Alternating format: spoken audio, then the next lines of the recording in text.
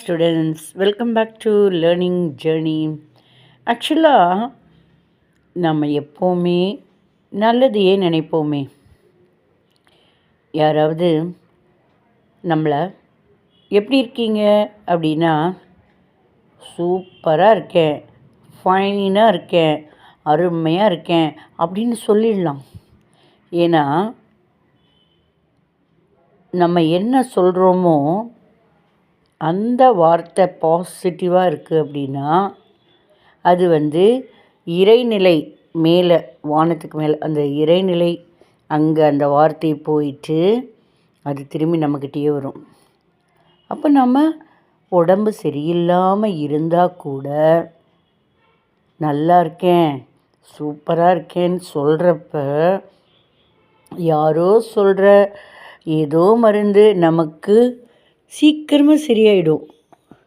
ஏன்னா நம்ம நினைப்போம், நமக்கு உடம்பு சரியில்லை அப்படிங்கிறத ஏன் சொல்லி மற்றவங்களுக்கும் வேதனையை கொடுக்கணும், நம்ம நல்லா இருக்கோன்னே சொல்லலாம் அப்படின்னு நினச்சி சொன்னால் கூட அது குணமாகறதுக்கு நிறைய சான்ஸ் இருக்குது. சில பேர் என்ன சொல்லுவாங்க, சில பேரை கேட்குறோன்னு வச்சுக்கோங்க, எப்படி இருக்கீங்க அப்படின்னா, பாரு எப்படி இருக்கேன் பாரு, எல்லாம் இருந்தாலும் எழுத்து ஏதோ இருக்கேன் இப்படின்னு யாராவது சொன்னாங்கன்னா நமக்கு இருந்த உற்சாகமாக அப்படியே டைல்யூட்டாகி ஆஃப் ஆயிடுவோம் இல்லையா. ஸோ நம்ம டல்லாக இருக்கேன் அப்படின்னு சொன்னால் அந்த வார்த்தை மேலே இறைநிலை, வானத்துக்கு மேலே இறைநிலைக்கு போயிட்டு திரும்பி அப்படியே வரும். நம்ம நல்லா தான் இருப்போம்.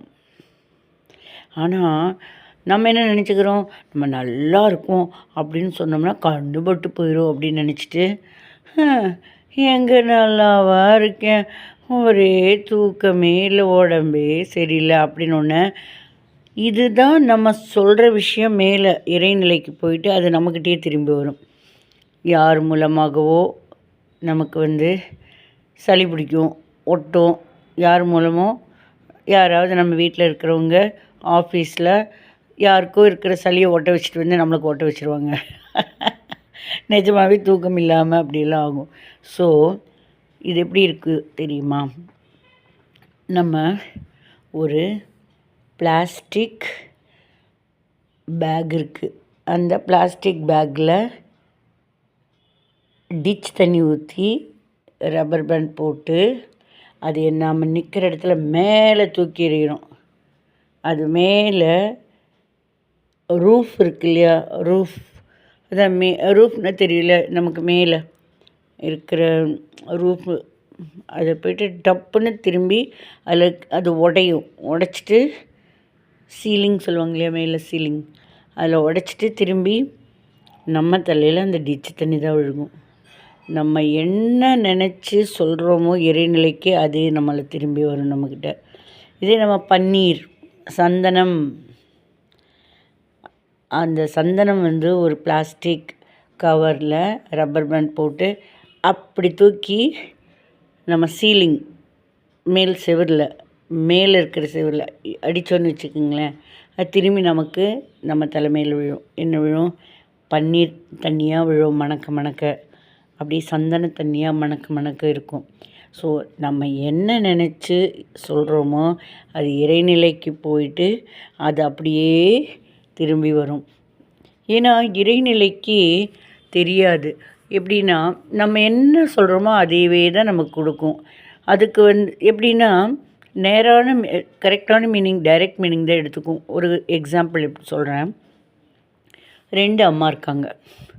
ஒரு அம்மாவோட பொண்ணுக்கு கல்யாணம் இருக்குது, இன்னொரு அம்மாவோட பொண்ணுக்கும் கல்யாணம் இருக்குது. ஸோ 2 அம்மா இருக்காங்க. இந்த அம்மாவோட பொண்ணுக்கும் கல்யாணம் இருக்குது, இந்த அம்மாவோட பொண்ணுக்கும் கல்யாணம் இருக்குது.